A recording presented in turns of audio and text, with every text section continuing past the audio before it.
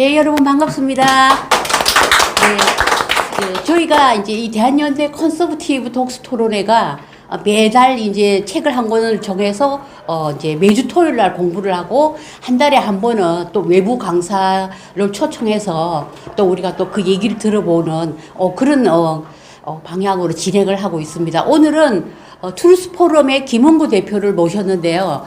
제가 2017년부터 아마 그때 이제 처음 뵌 것 같아요. 처음에 굉장히 작게 서울대 안에서 시작한 걸로 알고 있어요. 그랬는데 이게 벌써 2024년이면은 벌써 그냥 참 진짜 황소그럼으로 뚜벅뚜벅 이렇게 오고 매주 공부를 하고 여기도 또 매월 또 이제 우리 또 명사들을 초청하거나 학자들을 초청해서 또 강의도 듣고 이거를 이렇게 오랫동안 지속하기가 쉽지가 않거든요, 정말. 그런데 저는 트루스 포럼이 우리 보수주의 가치를 견지하는 단체 중에서는 저는 보석과 같은 그런 단체라고 생각을 합니다, 진짜로. 예. 우리가, 김은구 대표가 하는 일에 우리가 좀 더 정말 박수를 보내주고 응원해 주셨으면 좋겠습니다. 그러면은 바로, 뭐 조금 늦게 오시는 분들은 오시더라도 바로 시작을 하겠습니다. 예, 우리 김은구 대표님 맞이해 주세요. 안녕하세요. 아이고, 오세라비 작가님께서 이게 너무 좋게 소개를 해주셔가지고, 그 포스터를 이렇게 만들어 주셨더라고요. 네. 제가 사실 이게 너무 민망했습니다. 뭐 왜요, 민망해? 젊은 나이에 대부 이러시니까 비행기를 태워주셔서 네. 벌써 이게 시간이 너무 잘 가네요. 그러니까 제가 트루스 포럼 시작한 게 저는 원래 이렇게 사회생활 하다가 박사학위를 좀 마쳐야 되겠다라는 생각에 대학원을 다시 들어왔습니다. 예, 대학원을 다시 들어왔는데 탄핵 사태가 터진 거예요. 탄핵 사태가 터졌는데 뭐 관련 말씀을 조금 드리자면 제 뭐 여러 가지 이렇게 경험들이 있었는데 미네르바 사건 아시나요? 네. 여기에 있는 분들은 다 아시죠. 저는 미네르바 사건을 딱 보면서 그동안 이렇게 혼란스러웠던 생각들이 많았는데 대한민국에는 뭐가 진실인지 거짓인지 상관없이 거짓말을 이용해서라도 대한민국을 뒤집어 엎으려고 하는 세력이 존재하는구나에 대해서 이렇게 확신을 하게 됐어요. 그리고 또 개인적으로 동성애자 친구가 2000년에 처음 있었습니다. 그러니까 태국인 친구였는데 태국 여행 갈 때 얘가 이렇게 자리를 바꿔서 이렇게 저한테 오더니 뭐 이것저것 이렇게 얘기를 해주는데 애가 나름 똑똑해요. 똑똑하고 그리고 태국에서도 이렇게 좋은 대학 나오고 그러는데 한국에 투어 오거나이저를 한다고 해서 한 달에 2번씩 와요. 근데 뭐 조금 이상하긴 했는데 어쨌거나 이렇게 제 연락처나 이런 것들 다 가르쳐주고 했는데 한국에 귀국하고 나니까 얘가 연락이 오더라고요. 연락이 오는데 I love you, I miss you 막 이렇게 오고 그래가지고 이걸 어떻게 해야 되나. 그래서 제가 고무렵부터 동성애 이슈에 대해서 이게 사실 고민을 했습니다. 그리고 제가 전공이 국제법이라 동성애 주장하시는 분들이 국제인권들이 내밀면서 국내에 이걸 도입하시려고 하기 때문에 이 문제를 좀 정리를 해야 되겠다는 생각으로 사실 대학원에 다시 왔는데 근데 이게 탄핵 사태가 딱 터진 거예요. 그래서 이게 대한민국을 뒤집어 엎으려고 하는 세력들이 정말 뒤집어 엎을 수도 있겠구나. 뭐 이런 위기감이 들어서 그 당시 사실 이렇게 상황 돌아가는 게 뭐 지금도 참 7, 8년 지났는데 탄핵 얘기가 다시 나온 걸 보면은 참 좀 답답한 마음이 많이 들긴 하는데, 근데 그 당시에 언론도 그렇고 진행되는 속도도 되게 빨랐고, 그리고 또 정신없이 막 진행되는 상황에서, 과거의 경험들이 있으니까, 최대한 좀 진실에 기반해서, 판단해 보려고 이렇게 노력을 하다가, 글을 썼어요. 그러니까 글을 썼는데 다 쓰고 나니까 A4 한 10장 정도 되더라고요. 그래서 이 글을 어떻게 해야 되나 고민을 하다가 운동권 선배들 예전에 이게 대잡을 많이 붙이던데 그래서 저도 이게 대잡을 붙여야 되겠다 해서 이게 줄여서 2장으로 줄였습니다. 그래서 그걸 대잡으로 딱 붙였는데 그 당시에 이게 답답해 하시던 또 이렇게 걱정하시던 분들이 많이 관심을 보여주셔서 그때 주목을 받았었고, 그리고 저는 탄핵 사태가 사실 탄핵 사건이 헌법재판소에서 통과될 거라고 생각을 안 했어요. 왜냐하면 제가 법학 전공이기 때문에 우선 이렇게 법률적인 판단을 한다면은 이거는 이렇게 탄핵이 될 수가 없다고 우선 그러니까 사실관계 정리가 먼저이기 때문에 그래서 그런 생각으로 이게 탄핵은 통과가 안 될 거라고 생각을 했는데 통과가 돼 버리더라고요. 그래서 이게 그 긴 싸움이다. 이게 그 하루 이틀 싸울 게 아니다라는 생각에 대학 문화가 아시겠지만 다 많이 좌경화되어 있습니다. 그래서 뭐 전 학부 때부터 사실 이렇게 그런 문화에 대해서 이렇게 나름대로 이렇게 고민을 하고 그랬는데 이게 학교 안에서 진실에 기반해서 목소리를 내는 창구가 있어야 되겠다라는 생각에 트루스 포럼 시작하게 됐고 벌써 이제 횟수로 8년이네요. 트루스 포럼 시작할 때는 저도 30대였습니다. 30대였는데 이제 40대 중반을 이렇게 지나가면서 이게 또 애도 그 사이에 결혼도 하고 이게 애도 이제 둘이 쑥 나왔는데 이게 시간이 생각보다 참 빨리 지나가요. 그리고 또 개인적으로는 이렇게 가장 안타까운 거는 그 당시에 같이 이렇게 목소리 높이시던 선배님들이 그 세월을 이기지 못하시고 이제 먼저 가시는 모습을 보면서 사실은 그게 가장 가슴이 아픕니다. 저는 우리의 싸움이 적어도 대한민국에 있는 모든 거짓들 드러내고 대한민국의 모든 거짓의 뿌리인 북한이 무너지는 날까지는 우리가 모두가 다 싸워야 되는 게 아닌가. 그래서 다들 건강하시길 건강하시길 바랍니다. 오늘 제가 무슨 얘기를 할까 하다가요. 요 말씀을 좀 나누려고 합니다. 보수주의에 대해서 또 공부하고 계시고, 그래서 제가 나름대로 이렇게 정리한 내용들 나눠드리려고 하고요. 그리고, 청년 보수주의 운동의 교육자 이렇게 해주셨는데, 이게 청년이 뭔가요, 청년이? 청년이 뭔가요? 이분 누군지 아시나요? 아시나요? 아실 거예요, 아마도. 사무엘 울만이라는 청춘이라는 시 있습니다. 오히려 나이가, 연세가 조금 더 있으신 선배님들이 많이 아시는 분인데, 그러니까 청춘이란 인생의 어떤 시점이 아니다. 마음의 상태다.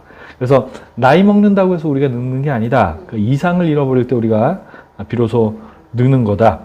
나이가 20살이라고 하더라도, 비탄이라는 얼음에 갇혀버리면은, 애늙은이다. 하지만 우리가 나이가 80이라고 하더라도 우리가 고개를 들어 희망이라는 파도를 탈 수 있는 한 언제나 청춘이다. 이런 시인데 개인적으로 참 이렇게 좋아합니다. 좋아하는 시입니다. 저는 이게 청춘의 개념을, 청년의 개념을 요 사무엘 울만 시에 맞춰서 이해를 하고 있습니다. 왜냐하면 나이는 어린데 이미 너무 이렇게 정춤을 많이 먹고 애늙은이 같은 행보를 보이는 사람들, 보여준 사람들도 이미 많이 있었잖아요. 그렇기 때문에 우리가 어떤 생각을 가지고, 어떤 희망을 가지고, 어떤 비전을 가지고, 이상을 가지고 추구하느냐가 결국에는 그 이상을 가지고 얼만큼 나가느냐가 결국에는 이렇게 나이를 떠나서 청춘이 아닌가. 그래서 여기 계신 모든 분들이 돌아가실 때까지, 하나님 나라 가실 때까지 청춘으로 사시기를 바랍니다. 저도 그렇게 살겠습니다. 굉장히 위로가 되는 얘기다. 김진경 총장님 아시나요, 혹시? 여기 계신 분들은 모르시군요. 이게 연변과기대 세우신 분인데, 평양과기대도 세우시고, 물론 이분이 결국에는 저는 이렇게 북한과 중국에 많이 이용당하셨다고 생각을 하는데, 결과적으로. 근데 이분이 말씀하신 것 중에 그런 말씀이 있으세요. 이분이 저희 교회 오셔서 이렇게 설교를 하셨는데, 여기 내가 나이 많다고 무시할지 모르는데, 여기 누가 맞춰갈지는 아무도 모른다? 한 말씀 딱 하시더라고요. 정말 그런 것 같아요. 정말 그런 것 같아요. 오늘 좀 전에 저희 현충원 다녀왔는데, 김영석 교수님 계셨거든요. 100세 넘으셨는데, 겉보기에는 한 70세 정도 보이세요. 이게, 그래서, 결론은, 건강하셔야 됩니다. 건강하셔야 됩니다. 저는 대한민국 건국은 보수주의 혁명이다. 미국의 독립혁명에 견줄 만한 보수주의 혁명이다라는 관점을 가지고 있습니다. 그래서 대한민국의 보수주의 혁명은 3.1 운동으로 태동을 했고, 그리고 또 이승만 대통령의 건국혁명, 그리고 또 박정희 대통령의 산업혁명을 통해서 열매를 맺었고, 그리고 최종적인 완성은 북한이 해방되고 통일된 날, 자유통일된 날 완성이 될 것이다, 이런 생각을 가지고 있고요. 그리고 또 대한민국의 보수주의 혁명의 시작은 한글을 통해 전파된 성경적 세계관이다, 이런 관점을 가지고 있습니다. 여기에 대해서 좀 나눠보도록 하겠습니다. 예. 이게 제가 3시 반까지 마칠 수 있을지 모르겠는데 빨리 달릴게요. 이 한글이 되게 독특한 글이에요. 혹시 알파벳의 날 이런 거 있나요? 없죠. 히라가나의 날 없어요. 한자의 날 없어요. 한글날만 있어요. 한글날만 있어요. 그러니까 이게 창제 기록이 있는 유일한 문자입니다. 창제 기록이 누가 언제 어떻게 만들었는지에 대한 설명이 있는 유일한 문자예요. 그리고 이게 만들어진 게 정말 과학적입니다. 자음이 몇 개가 있죠? 자음이 가나다라 마바사 아자차카타파 하면 자음이 14개인데 14개도 요 5개에서 파생이 된 거예요. 기역, 니은, 미음, 시옷, 이용. 예. 그리고 모음은 요 3개에서 파생이 된 겁니다. 요 3개가 뭔지 아시나요? 뭘 의미하는지 아시나요? 천지인. 요 점이 뭔지 아세요? 예, 천지인 말씀 주셨잖아요. 하늘. 요 은은 지, 땅. 요거는 사람. 그래서 모음은 요걸로 다 구성이 됩니다. 그래서 그 모음 숫자가 많은 모음들이 요 3개로 다 이게 조합이 되는 거고, 그리고 또 이걸 통해서 이중 모음을 다 표현할 수가 있어요.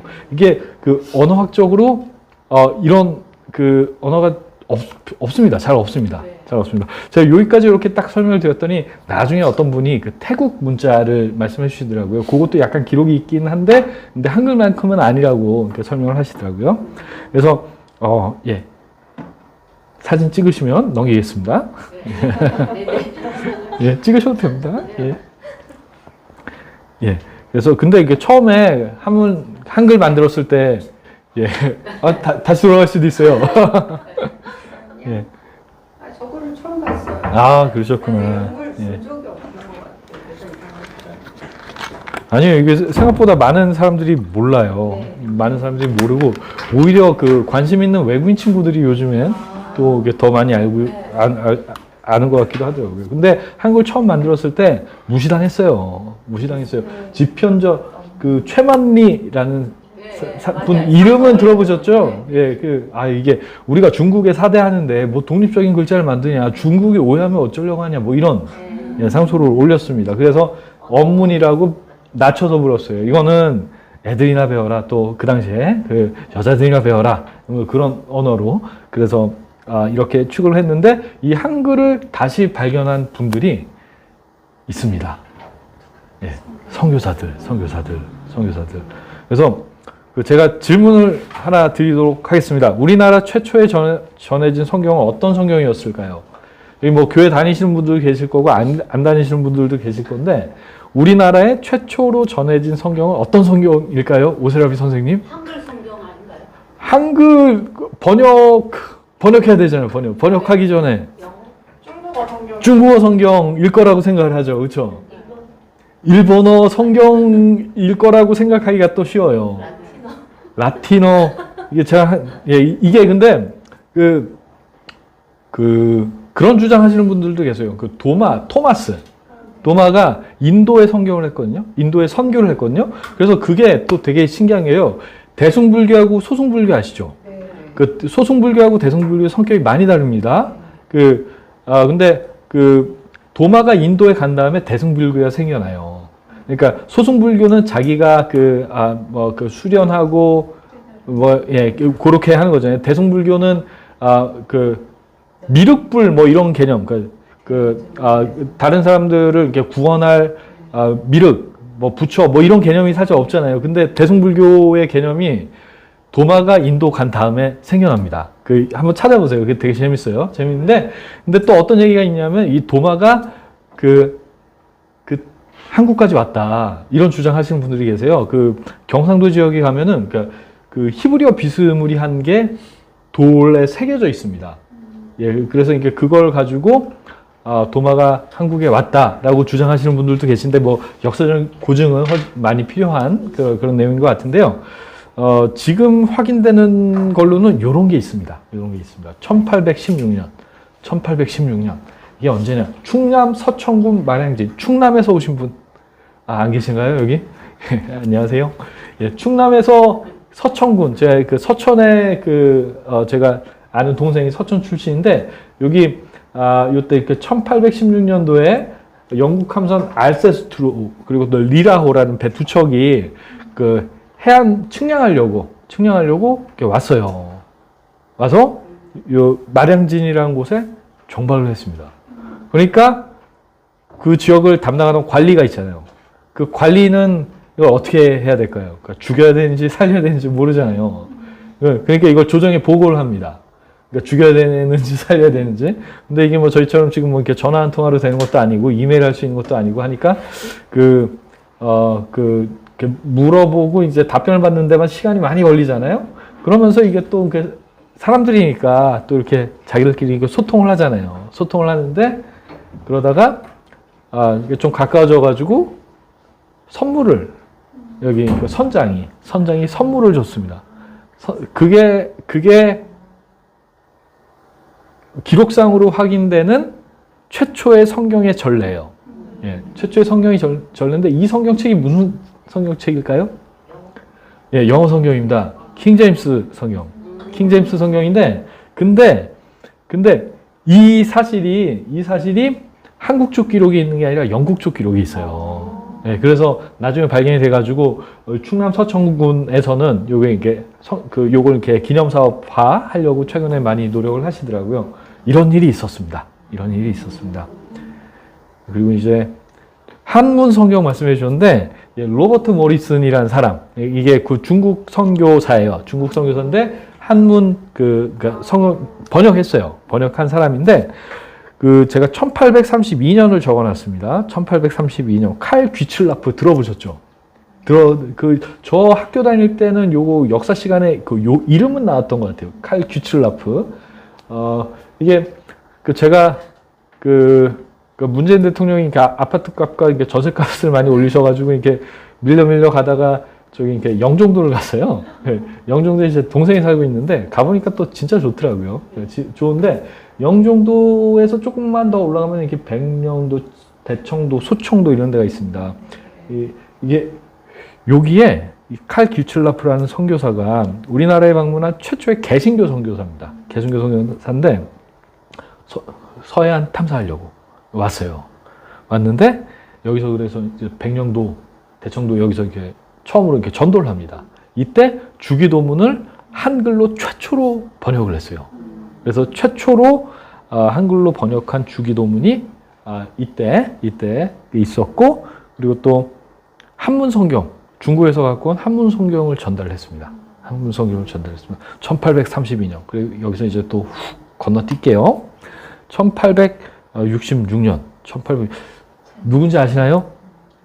예, 제너럴 셔먼홈 뭐 여기 적혀 있고 그렇죠. 이게 토마스 선교사라는 분인데 이분이 65년도에 그러니까 조선에 한번 왔다가 다시 갔다가 이제 다시 오세요. 다시 오는데 그때 제너럴 셔먼홈 타고 오셨어요.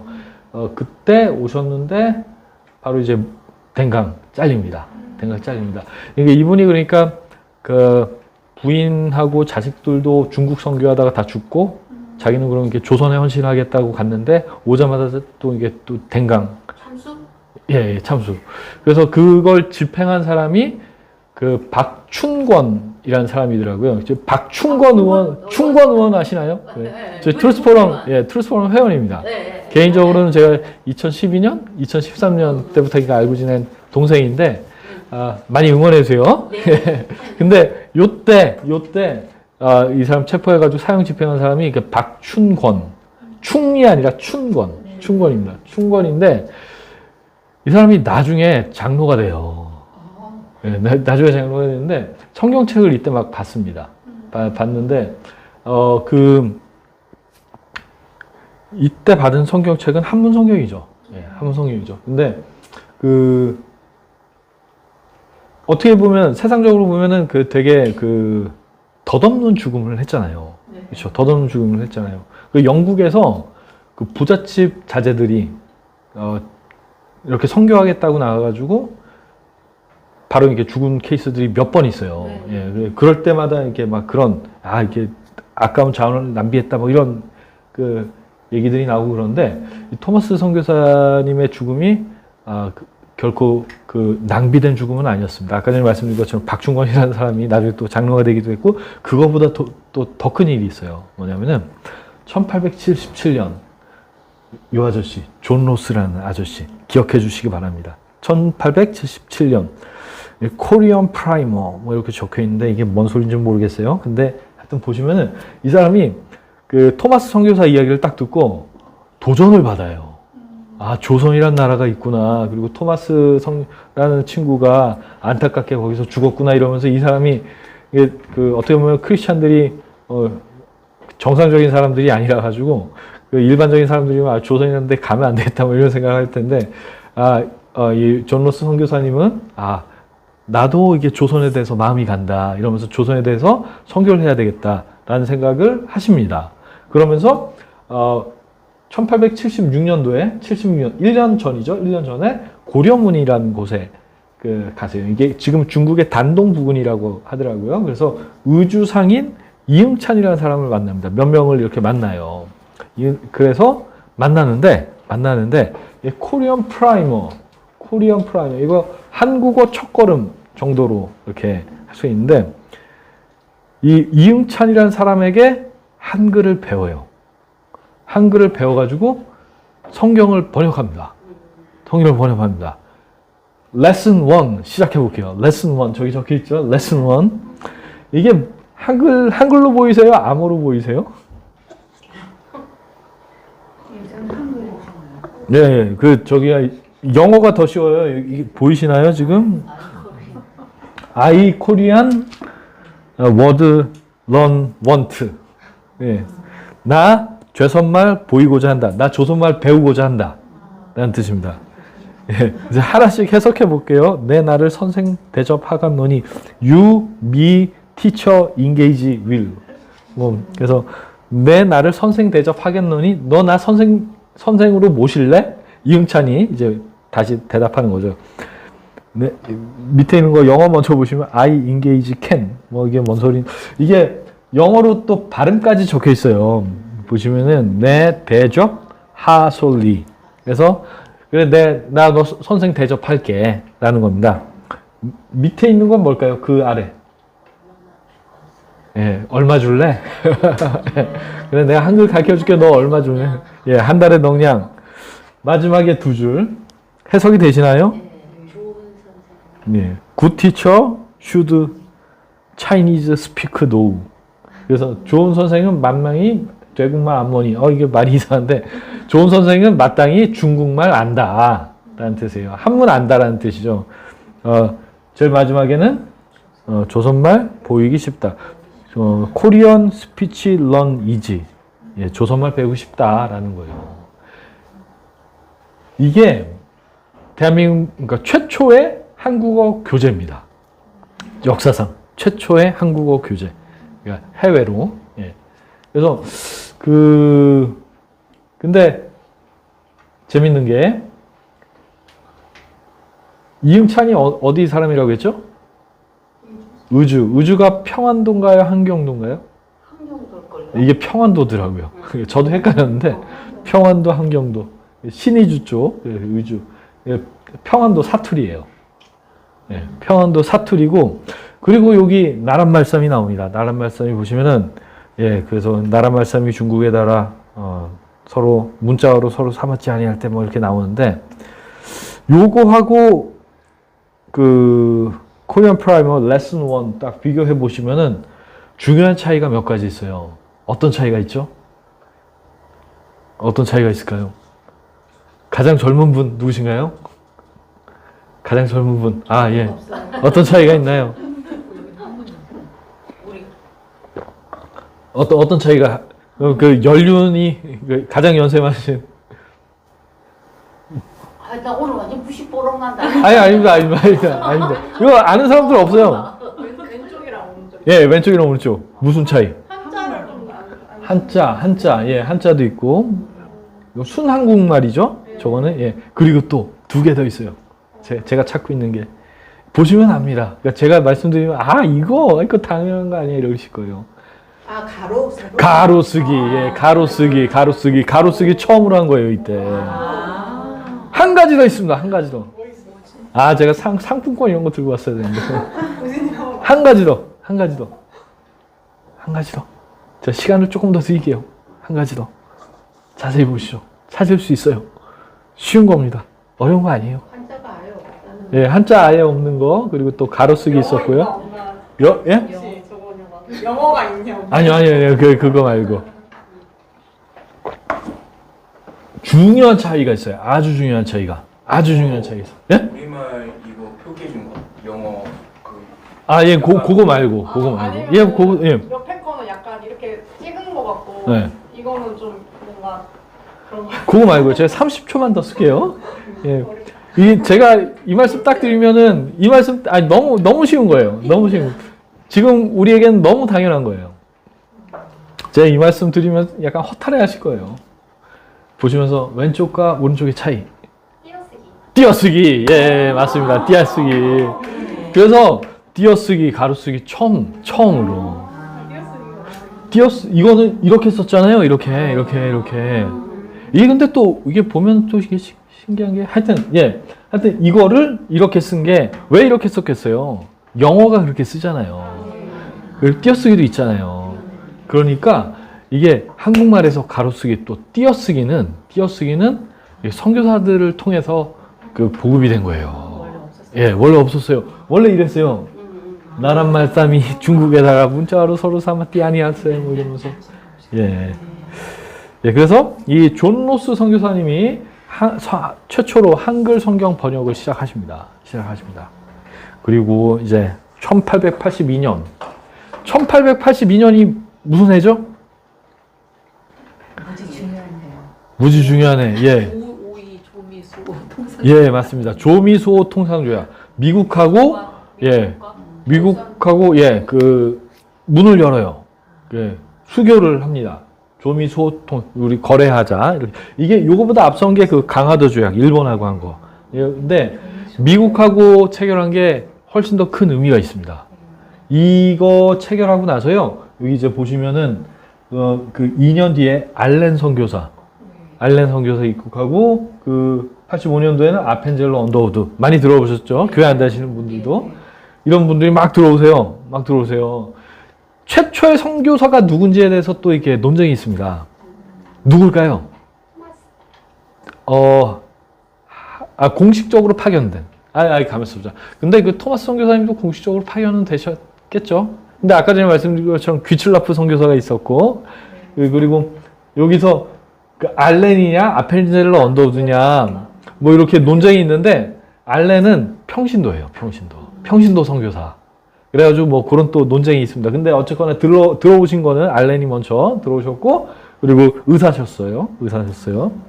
그래서, 이 언더우드하고 아펜젤러 이 두 분이 들어오실 때, 일본에서 유학생이 일본 유학생 이수정이라는 분이 1885년도에 최초의 국한문 성경을 이렇게 번역을 했습니다. 이게 신약 마가복음을 이렇게 번역을 해가지고 요거는 이게 한문하고 한글하고 섞여 있어요. 여기 띄어쓰기 없어요. 띄어쓰기 없어요. 근데 요거를 아펜젤러하고 언더우드 선교사님이 가지고 오셨는데 참고로 제가 영종도 갔다고 했잖아요. 영종도 갔는데 집이 전망이 너무 좋아요. 그래서 저희 집 거실에서 이렇게 보면 월미도가 보입니다. 월미도가 보이는데 거기가 대한민국 산림대예요. 우선 첫 번째 인천 상륙작전. 딱 그 포인트예요. 그리고 이 제물포항이 그 월미도 뒤에 있는 거예요. 그래서 그 아펜젤러 언더우드 선교사님 그쪽으로 이렇게 들어오신 건데요. 그런데 이분들이 복음을 전하려고 하니까 한문은 너무 어려운 거예요. 그리고 또 아는 사람들이 많지가 않아. 조선에 와보니까.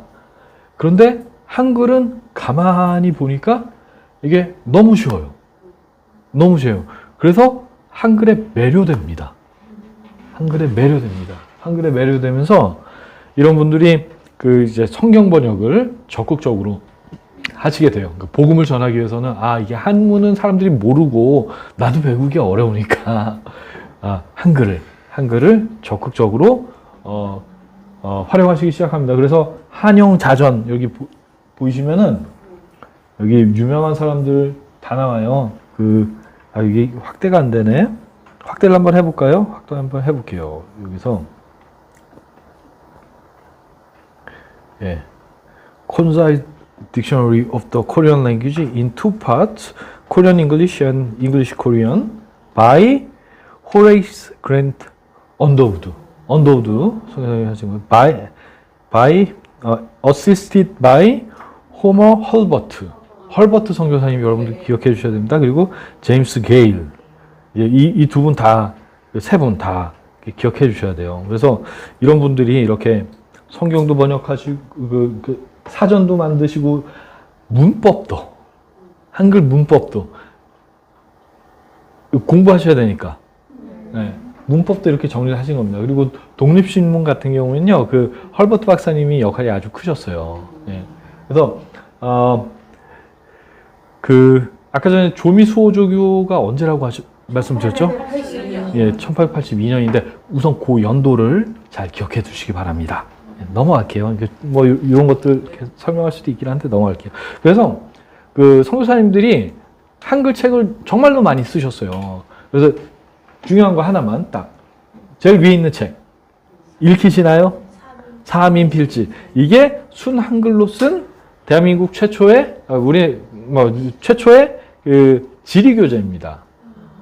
그래서 세계에서 가장 높은 산이 어디죠? 에베레스트, 뭐 히말라야 산맥 이런 게 처음으로 소개된 게 이 책이에요. 아프리카 뭐 이런 게 처음으로 조선 사람들한테 소개된 책이 이 책입니다. 네. 그래서 뭐 이때부터 뭐 히말라야의 모든 눈이 녹아내려도 뭐 이런 표현들이 이제 요 책을 읽으신 분들이 쓰신 거죠. 예, 쓰신 거죠. 그래서 선교사님들이 정말로 한글 책 많이 만드셨어요. 그리고 이 호머 헐버트 박사님 이렇게 평가하셨습니다. 한글은 현존하는 문자 가운데 가장 우수한 문자다. 그래서 한국인보다 한글을 더 사랑한 선교사라고 하셨는데 1889년 뉴욕 트리뷴에 한글의 우수성을 소개하는 글을 내셨어요. 여기 보면은 한민족은 세계에서 가장 빼어난 민족 중에 하나다.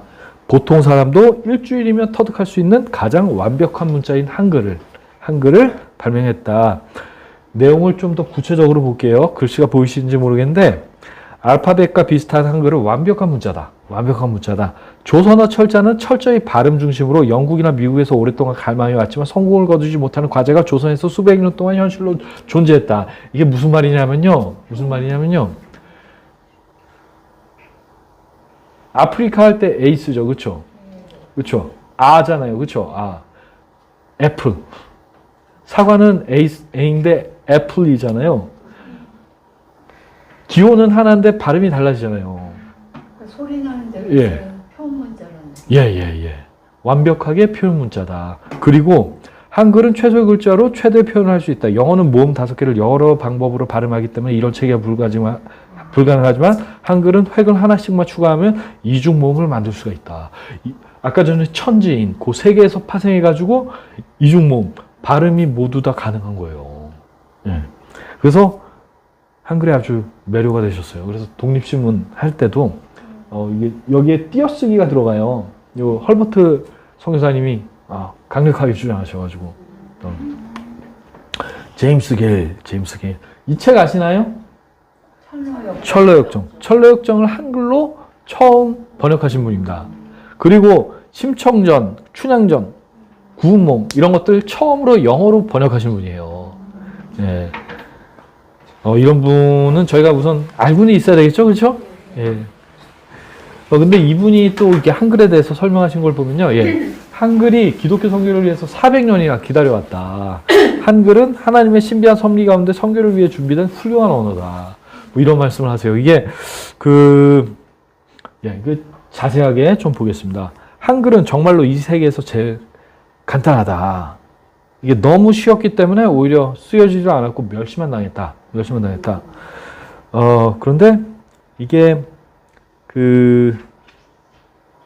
오늘날까지 이들은 이 신비롭도록 단순한 언어를 거의 배타적으로 사용하지 않고 있다. 이것이야말로 가장 놀라운 섭리 중에 하나일 거다. 그래서 이 언어는 시계를 칠 때까지 기다렸다가 그리스도의 모든 놀라운 역사를 일으키고 있음을 말해준다. 그래서 한글이란 놀라운 신비로운 언어가 글자가 기독교 선교를 위해서 기다려왔다. 그래서 실제로 선교사님들이 배우고 나서 이게 너무 좋으니까 이 글자를 복음을 전하기 위해서 한글을 정말로 깊게 연구를 하셨거든요. 그래서 1세대 한글학자 있잖아요. 1세대 한글학자 기억나시는 분? 주시경. 또 뭐 이런 분들이 선교사님들 제자예요. 제자입니다. 주시경 선생님은 또 이승만 대통령하고 친구시죠? 예, 그렇습니다. 이런 역사를 정확하게 알아야지 여기 왁구가 끼어지는 것 같아요. 한국 사람이 외국인의 제자가 된다고요? 예. 한글. 언어를 가르친 거예요? 한글을 가르친 거예요? 한글을 한국어는 할 수 있죠. 한국어는 할 수 있는데 한글을 정비하고 이게 띄어쓰기나 뭐 이런 것들, 문법 이런 게 없었어요. 이런 것들 정비하는 것을 선교사님들이 처음에 시작하신 거죠. 그렇죠. 예. 그래서 여기 이광수 선생님 같은 경우에는 한글도 글이라는 생각을 조선인에게 가르쳐준 게 예수교회다. 우리는 이 한글은 애들이나 배우는 거, 그리고 또 뭐 여자들이나 배우는 거 이렇게 생각했고 어떤 고차원적인 사상을 담아내는 글이 될 수 있을 거라고는 생각해 본 적이 없다. 그런데 그 일을 해낸 게 성경의 번역이다. 그래서 조선글과 조선말이 진정한 의미로 고상한 사상을 담는 그릇이 됨은 성경의 번역이 최초일 것이요. 또 만일 후대 조선의 문학이 건설된다면 문학사의 첫 번째는 신구약 번역이 기록될 것이다. 이렇게 말씀하셨습니다. 그리고 또 이 최현배 선생님 한글을 창제한 세종대왕의 거룩한 뜻이 기독교에서 실현됐다. 이렇게 평가를 하시기도 하셨어요. 놀랍죠? 재밌으시죠? 이게 사실 이게 찾다 보면 이렇게 되게 재밌는 게 많이 나와요. 근데 이게 여기 이렇게 교회 다니시는 분들 계실 거고 안 다니시는 분들도 계실 건데 요런 그 배경을 말씀드리는 이유가 있습니다. 이게 성경적 세계관. 어떤 분들은 트루스 포럼 보수주의 이렇게 얘기를 하고 그러면 난 교회 안 다니는데 이러시는 분들도 계시고 왜 자꾸 기독교를 강요하나 이러시는 분들도 계시고 또 독실한 불자 신자분들 중에서는 그래 트루스 포럼은 이렇게 하는 게 맞다. 나는 불자지만 기독교 세계관이 대한민국을 건국해오고 지탱해온 기반이다. 이렇게 말씀해 주시는 분들도 계신데요. 이 성경적 세계관이 도대체 뭐길래 이 생각하는 대로 결과가 나옵니다. 생각하는 대로 결과가 나옵니다.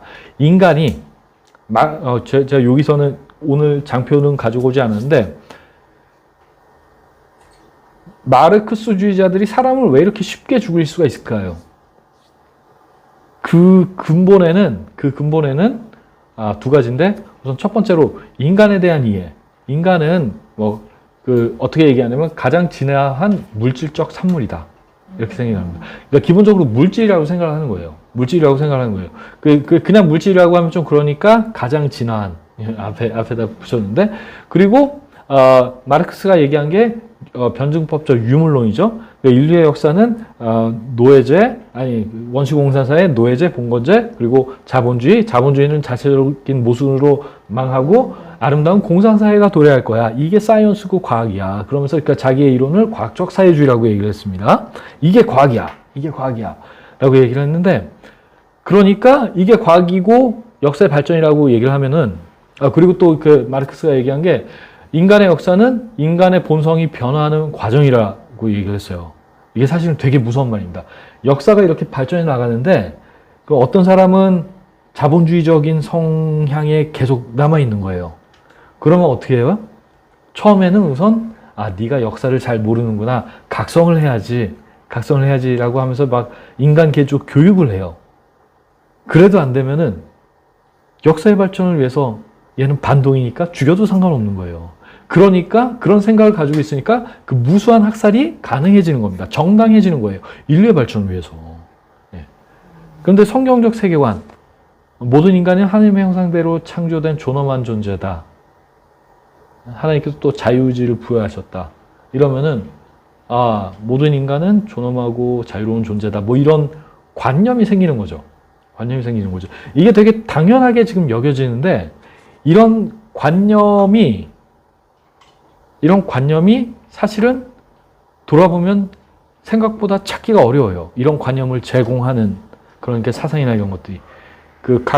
가깝게 보시는, 교회 안 다니시는 분들은 뭐 이슬람이나 기독교나 거기 아니냐 이렇게 생각을 하시는데, 이슬람만 하더라도 하나님은 자비로운 하나님이지만 인격적인 하나님, 나와 함께 하시는 하나님, 이런 관념이 없습니다. 예. 그냥 어느 날 갑자기 나를 그냥 죽여버리셔도 인샬라 해야 되는 거예요.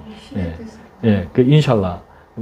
그러니까 절대적인 그냥 하나님이거든요. 그래서 하나님의 이미지 자체가 달라요. 그래서 성경적 세계관이 인간의 존엄, 책임 있는 자유, 그리고 또 이렇게 진리, 거짓말하면 안 된다. 제가 아기가 첫째가 벌써 이제 만으로 5살, 이제 한국 나이로 6살이고 이게 둘째가 이제 만 1살 됐습니다. 근데 애기들 이제 책들 있잖아요. 책들. 그리고 또 이렇게 전래동화들, 뭐 이런 것들 하는데, 토끼의간 아시죠? 토끼의간. 토끼의간 보면은 용화님이 아프셔가지고, 자랄을 파견하셔가지고, 이게 토끼 간을 먹으면 난다고 해가지고, 자랄 파견해가지고, 토끼를 데리고 왔는데, 죽게 된 걸 아니까 토끼가 꾀를 내가지고, 말씀을 하시지. 우리 토끼들은 한 달에 한 번은 간을 꺼내가지고 남에 걸려서 말려놓는데 얘기를 했으면 갖고 왔을 텐데 왜 그랬냐 해가지고 그 순간을 모면해가지고 왔는데 그래서 이렇게 도망쳤다.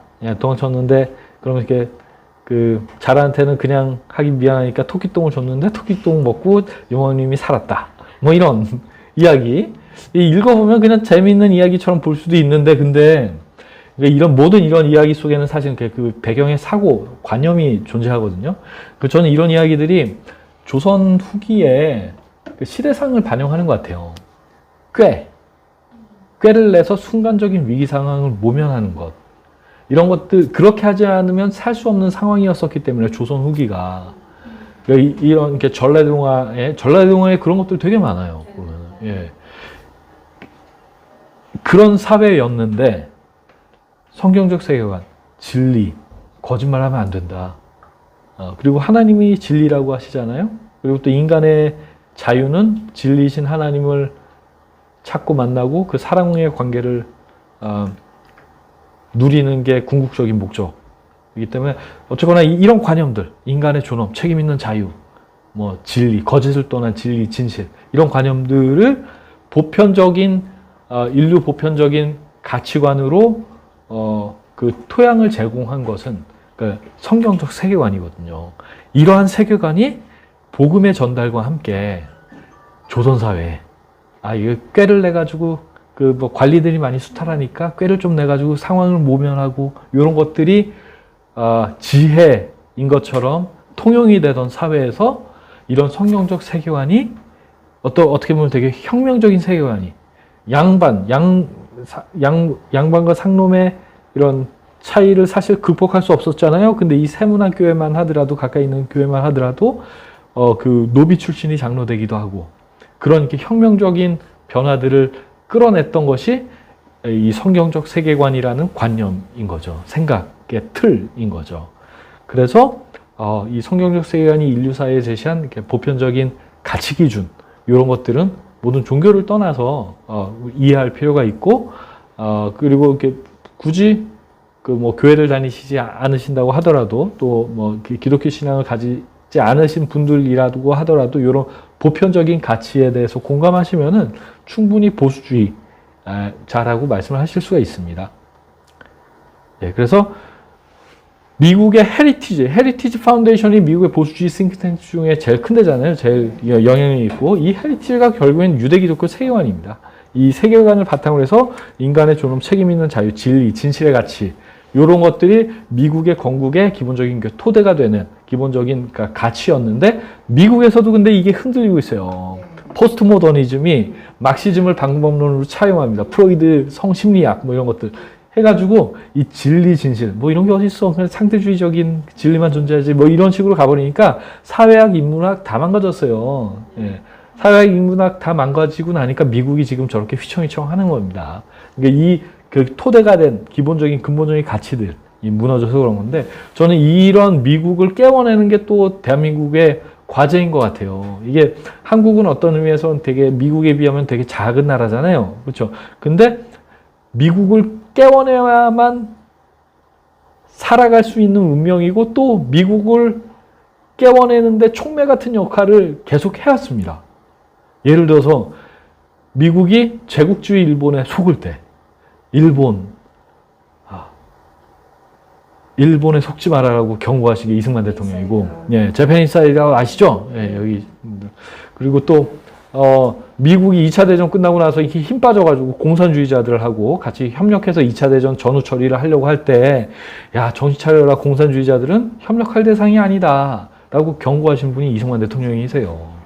그리고 70년대, 60년대, 70년대 삼인주의, 그러니까 복지국가를 표방한 삼인주의가 뭐 미국도 휩쓸고 유럽도 휩쓸었죠. 그렇죠? 근데 자기 스스로 돕지 않으면은 시스템이 아무리 좋아도 결국엔 망가질 수밖에 없다라는 게 자명한 진리잖아요. 유럽의 30년, 40년의 역사가 그걸 보여주는 거잖아요. 증명하고 있는 거잖아요. 그런데 박정희 대통령이 말씀하신 게 뭐예요? 하늘은 스스로 돕는 자를 돕는다. 자조정신. 이 자조정신이 복지국가를 표방하는 그 삼인주의의 그 문제점을 간명하게 간파한 저는 이렇게 그 선언이라고 생각을 하거든요. 그렇기 때문에 보면은 대한민국은 미국을, 서구 사회를 깨워내는 역할들을 해왔습니다. 그래서 지금 우리가 뭘 해야 되나? 저는 트루스 포럼은 한미동맹을 지지하는데, 이거는 가치동맹이고, 또 미국의 무너져가는 가치들을 경고하고 미국을 깨워내는 게 또 트루스 포럼의 역할이라고 생각을 하고 있어요. 그래서 그런 의미에서 뭐 제가 이게 설명이 조금 장황했는지는 모르겠는데, 보수주의가 이야기하는 것은 무엇이냐? 이런 보편적인 가치들이다. 이 보편적인 가치들의 뿌리는 뭐냐? 토대는 뭐냐? 이게 결국엔 성경적 세계관이다. 그 말씀을 좀 장황하게 드렸습니다. 뭐 어렵진 않으시죠? 네. 예, 감사합니다. 이 다리 뭔지 아시는 분? 제가 상품을 준비하지 못해서 죄송합니다. 금문교하고 비슷하죠. 금문교는 LA에 있죠. 그렇죠? 샌프란시스코. 제가 못 가봐가지고 죄송합니다. 요거는 동부에 있습니다. 동부에. 요거는 동부에 있는 제가 10초 드리겠습니다. 뉴욕입니다. 뉴욕에 10초 5 브루클린 맞습니다. 이게 제가 이게 서울 촌놈이라 가지고 미국 자주 못 가봤었는데, 뉴욕 딱 2번 갔는데, 처음 갔을 때는 강연하러 다니라고 구경도 못했고, 작년에 갔을 때 브루클린 대교를 처음 봤어요. 가서 보신 분, 예, 보면은 위용이 정말 대단합니다. 예, 이게 위용이 정말 대단해요. 이게 사진으로 보니까 그냥 좀 그런데, 여기 가서 보시면요, 위용이 대단해요. 근데 제가 질문 하나 드릴게요. 이거 언제 만들어졌는지 아시는 분? 언제 만들었을까요?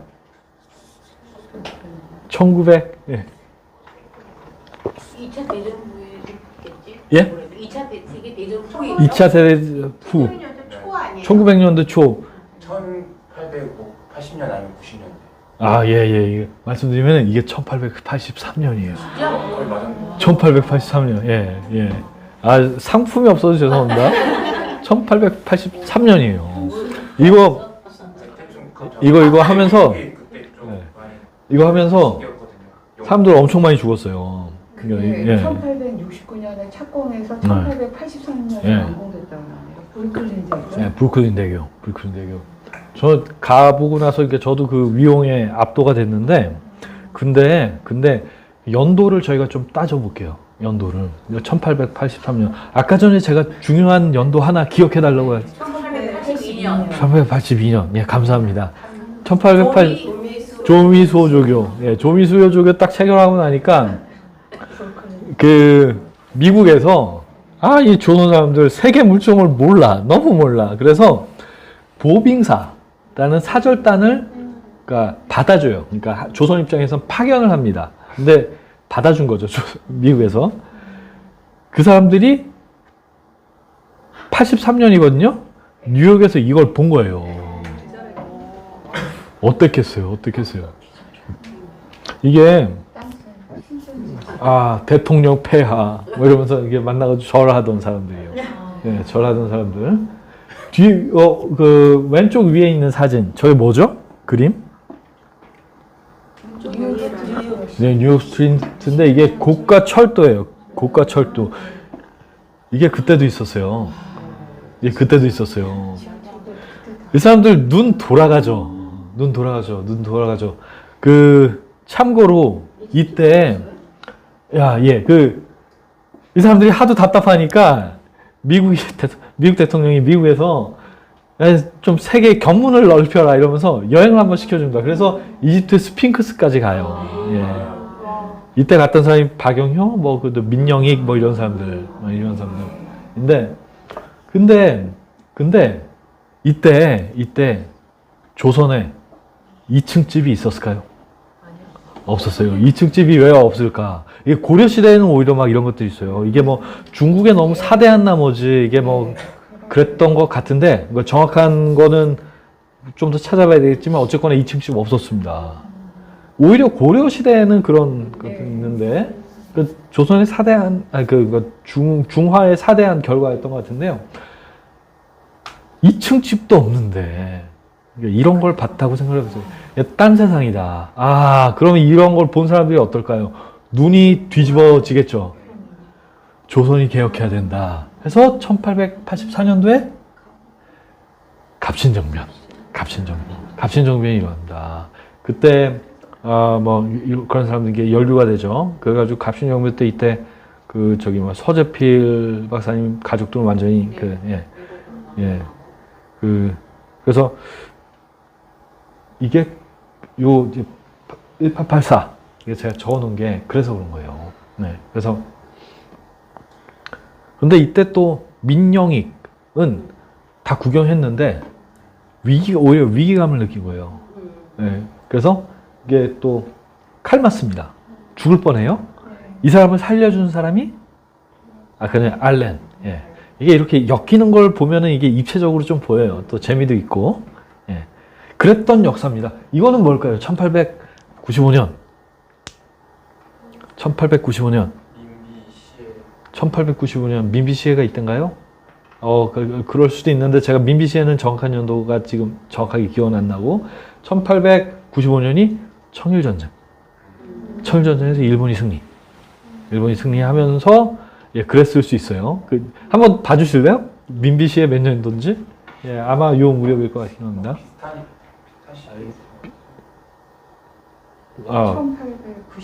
1895년. 러일 전쟁 이후에.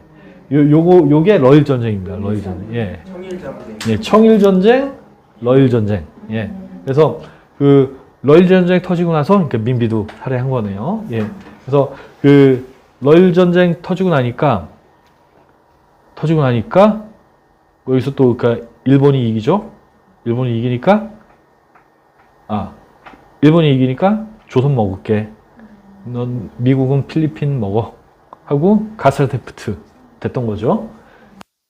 요거 1895년 또 기억하셔야 될 게 수백 년을 사대하던 중국이 무너졌잖아요. 중국이 무너졌어요. 그럼 어떻게 해야 돼요? 이제라도 청으로부터 중화로부터 독립해야 된다. 그래서 86년도에 독립문이 생기는 겁니다. 영어문 없애고, 영어문 없애고 독립문. 독립문 이게 그 서대문 그 고가 타고 가다 보면 이게 잘 보이더라고요. 그래서 영어문이 이렇게 바뀐 게 그때다.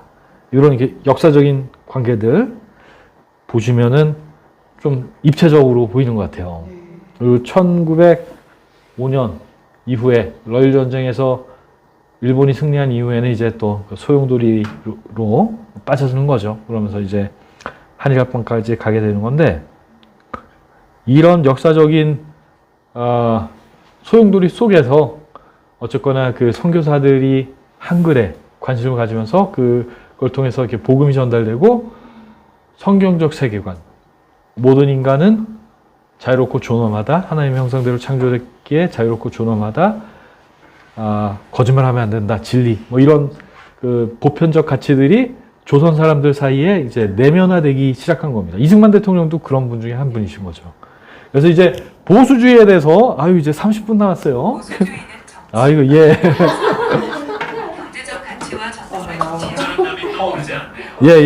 이게 보수주의에 대해서 제가 좀 정리를 해드릴게요. 이게 좀 정리가 필요합니다. 왜냐면은 그 정리를 좀 해드릴게요. 보수주의, 사회적인 사람이 사회주의자인가요? 황성준 위원님께서 그렇게 설명을 해주시는데, 그렇기 때문에 보수적인 사람이 보수주의자가 아닙니다. 그리고 이게 보수는 뭔가 지키는 건데, 여기 설명에 뭐 전통을 지키고 이렇게 나왔잖아요. 그러면은 중국에서 중공에서 등소평이 개혁 개방할 때 그걸 반대하던 사람들을 보수파라고 했어요. 보수파. 요거를 따르면은 그 중화인민공화국의 전통을 지키는 것을 보수주의라고 한다면은 그 사람들도 보수주의잖아요. 그렇죠? 근데 그 사람들이 보수주의자 아니잖아요. 그렇죠? 그렇죠? 그래서 그러면은 뭘 지키는 게 보수주의냐? 결론 먼저 말씀드리면, 아까 전에 말씀드렸던 성경적 세계관을 통해서 인류사에 제시된 그 보편적 가치들을 지키고자 하는 것이 저는 보수주의다, 이렇게 정리를 하는데요. 우선 보수와 진보, 대립하는 개념이죠? 아니요. 진보의 반대가 뭔가요? 진보의 반대가 퇴보. 보수의 반대는, 보수는 지키는 거잖아요. 지키는 거. 뭐 지키는 걸 반대로 하면 뭐 파괴, 이 정도로 얘기할 수 있는데, 한 가지 확실한 거는 진보의 반대는 퇴보잖아요. 그렇죠?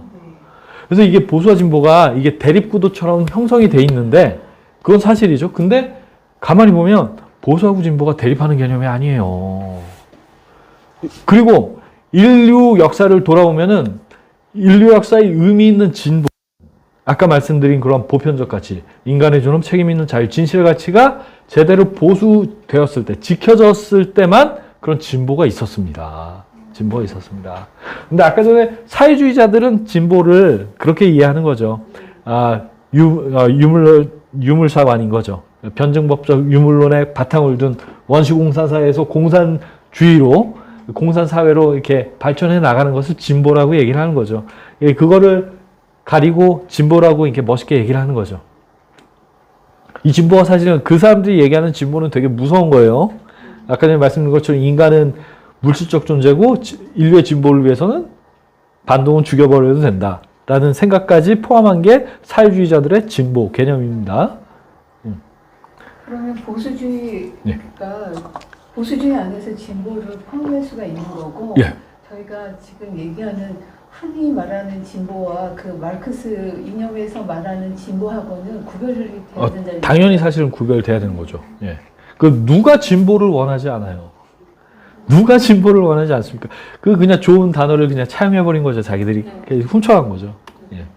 그래서 뭐 이게 보수 진보 이제 구분을 좀 없애야 된다라고 하시면서 대세 반대세, 요거는 이주천 교수님이 이희천 교수님이 최근에 많이 말씀하시는데, 그 전에도 그런 안녕하세요.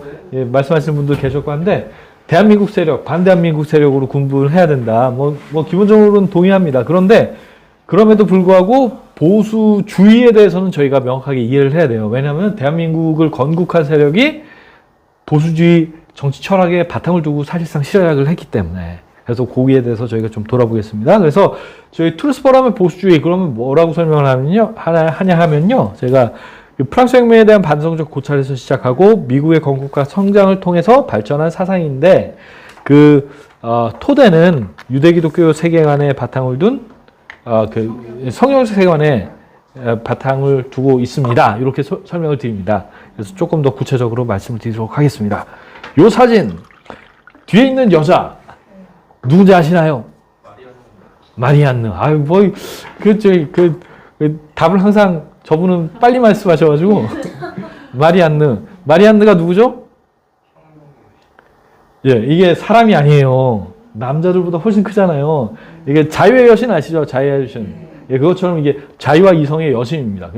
그 프랑스에서는 그냥 그러니까 마리안데 영어로는 마리안데 마리안느 이렇게 하는데 정확한 발음 프랑스어 가능하신 분 계신가요? 예, 넘어가겠습니다. 예, 그래서 프랑스 혁명과 미국의 독립혁명을 구별하셔야 될 게 미국의 독립혁명은 성경적 세계관에 바탕을 둔 혁명이었어요. 혁명이었는데 프랑스 혁명은 성격이 많이 다르죠. 그렇죠? 이게 성경 그러니까 기독교 세계관하고는 거리가 먼 거였습니다. 이 프랑스 혁명을 꼭 기억하셔야 될 게 이것이 인류 최초의 무신론적 인본주의 혁명이었어요. 무신론적 휴머니즘 혁명이었습니다. 그래서 이 사람들이 얘기했던 건 뭐냐면은 인간 이성을 절대적으로 신뢰했어요. 인간 이성을 절대적으로 신뢰하고 인간 그 이성에 기반한 사회적 설계를 통해서 유토피아를 우리가 만들 수가 있다라고 얘기를 한 겁니다. 그러면서 인간의 영성, 하나님 이런 것들 다 부정한 거죠. 그거는 앙샹 레짐이다. 교회가 사람들 착취하기 위해서 만든 앙샹 레짐이다. 그러니까 이거 다 없애버리고 우리는 유토피아, 인본주의의 바탕을 둔 무신론적 유토피아를 만들어야 된다고 한 게 이 사람들이에요. 프랑스 혁명가들이에요. 이 사람들이 어디로 이어지나? 막시스트로 이어집니다. 이 자코뱅이. 그래서 프랑스 혁명이 딱 처음에 났을 때 유럽의 많은 지식인들이 사실은 제가 책을 안 가지고 왔네요. 책을 안 가지고 왔네요. 안 가지고 왔으니까 처음에 유럽의 많은 지성인들이 뒤쪽에 나오는구나. 많은 지성인들이 사실은 열광을 했습니다. 뭔가 새로운 사회를 만들 수 있지 않을까. 그래서 에드먼드 버크라는 사람도 처음엔 기대를 했어요. 근데 나중에 보니까 이게 이성을 빙자한, 혁명을 빙자한 광기인 거예요, 광기. 로베스피에르가 집권한 1년 동안 파리 광장에서 목 잘린 사람이 몇 명인 줄 아세요? 2만 명. 2만 명? 3만 5천 명, 4만 명, 그렇게 얘기를 하더라고요. 그러면은 하루에 몇 명씩 잘라야 되는 거죠? 예, 100명씩. 적어도 100명씩. 예, 기요틴. 로베스피에르가 발명한 거예요. 모든 사람은 평범하게 죽어야 된다. 사연에 있어서. 그래서 아주 평범하죠. 그냥 간단하게. 그래서, 예. 근데 자기까지 잘렸어요, 결국엔. 예. 왜 죽인 거예요? 아까 전에 말씀드렸잖아요. 사람을, 혁명을 위해서. 그리고 방대라는 지역이 있었어요. 방대라는 지역은 이 당시 프랑스는 개신교들은 위그노 학살 이런 게 있어가지고 다 이제 네덜란드 이런 데로 이렇게 이주한 상황이었기 때문에 카톨릭 교회였어요. 카톨릭 교회였는데 방대 지역에 있는 사람들은 혁명? 야, 나 네가 얘기하는 거 잘 모르겠어. 난 그리고 신부님들하고 잘 지내. 내 그 혁명 꼭 해야 되는 거야? 라고 이게 혁명을 반대한다는 이유만으로 30만, 40만을 학살냈습니다. 방대 대학살. 이게 프랑스에서는 쉬쉬하는데 이제 다 드러났어요. 이 프랑스 혁명에 대해서도 공부해 보시다 보면 이게 재밌는 게요. 프랑스 혁명사를 그동안 막시스트들이 전유해 왔습니다. 거의 한 200년 동안. 그래서 이게 막시스트적으로 해석을 한 거예요. 막시스트적 관점에서는 프랑스 혁명이 의미 있는 혁명입니다. 어떤 의미에서 봉건제에서 자본주의로 발전해 나가는 하나의 역사적 증거인 거죠. 그 사람들 입장에서는. 그래서 프랑스 혁명을 이 막시스트들이 아주 좋아했어요. 좋아하고 이 사람들이 연구를 독점을 해왔는데 1900년대 초반부터 약간 거기에 대한 반론들이 제기가 됐고 프랑스와 피레 이런 사람들이 1970년대 이런 실증 연구를 통해서 프랑스 혁명의 실상들이 드러났습니다. 그래서 이게 프랑스에서는 적어도 지식인들 사이에서는 프랑스 혁명 광적으로 흥분하고 열광하고 찬양하고 이러면은 되게 불편해요. 예. 근데 문재인 아저씨 프랑스 가서 프랑스 대혁명 만세 막 이러셨잖아요. 그러니까 그래서 이제 프랑스 대혁명의 참상에 대해서 많은 사람들이 이제 아는데